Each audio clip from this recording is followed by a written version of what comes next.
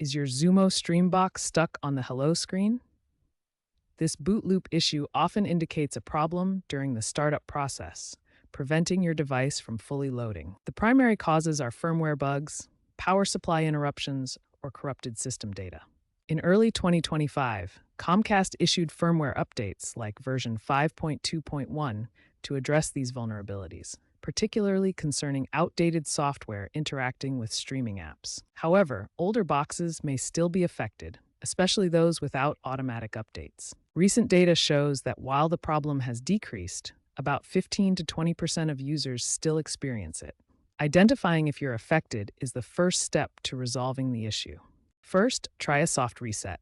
Unplug your Xumo Stream Box for 30 to 60 seconds to clear the cache. If this doesn't work, proceed to a hard reset, which restores the device to its factory settings.